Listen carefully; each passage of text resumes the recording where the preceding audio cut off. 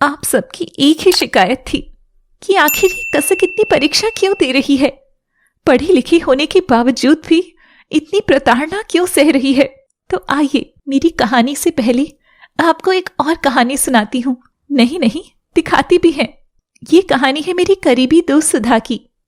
सुधा कोई आम लड़की नहीं थी, एकदम कॉन्फिडेंट, बोल्ड, कभी न झुकने वाली, किसी से न दबने वाली इंडिपेंडेंट लड़की थी। सुधा की शादी हुई वीरेंद्र से, जो आर्मी के ऊंचे पद पर यानी अफसर था।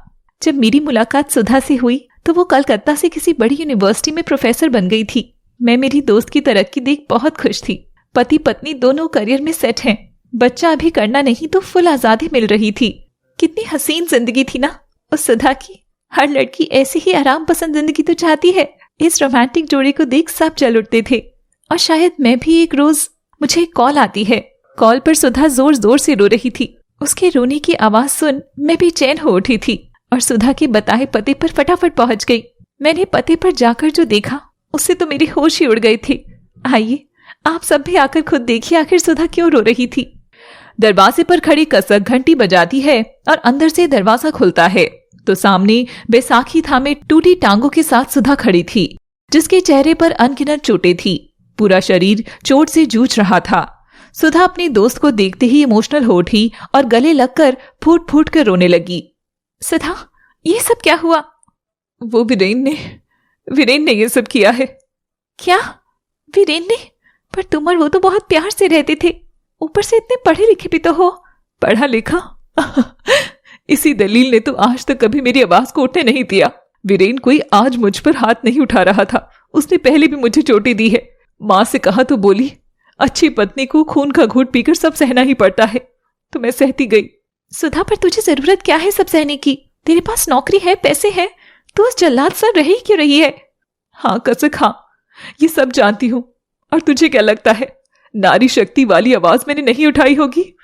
यहाँ तक कि पुलिस तक जाने का ख्याल को भी मजबूत कर लिया था, मगर ऐसा करने के ख्याल से ही माँ ने मरने की धमकी दे दी और पिता ने कमजोर दिल होने की दुहाई दे दी। तलाकशुदा बेटी के माँ बाप बनना मंजूर नहीं था उन्हें। और मरी हुई बेटी के माँ बाप बनना मंजूर है ना? अरे यार, क्या लड़कियां इतना पढ़ने के बाद भी सुरक्षित नहीं है? सुरक्षित है ना कसक।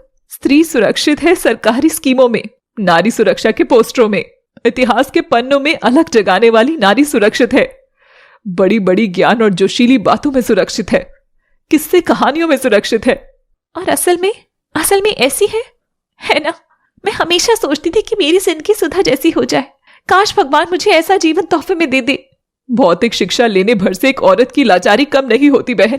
आपकी किस्मत में जो पीड़ा है वो मिलना तय है। शायद पीड़ा छटने के बाद नारी का पुनर्जन्म हो जाए, लेकिन उस जन्म तक जाने तक उसे बार बार मौत से तो गुजरना ही होगा। कसक के जहन में सुधा की बात छप गई थी। वह जानती थी कि ईश्वर ने सबके हिस्से का जीवन पहले ही तय कर दिया है, बस उसे जीने का ढंग आपके हाथों में है। कसक के पास भी कोई तो वजह थी जो वो इस जीवन को चुनने को राजी हो गई थी। तो शायद बेचैन से कुछ लोगों को अपने सवालों का जवाब मिल ही गया होगा। अगर नहीं तो अब भी हमारा कमेंट बॉक्स आपके लिए खुला है। आइए और अपने राइटर से सीधे बात कीजिए।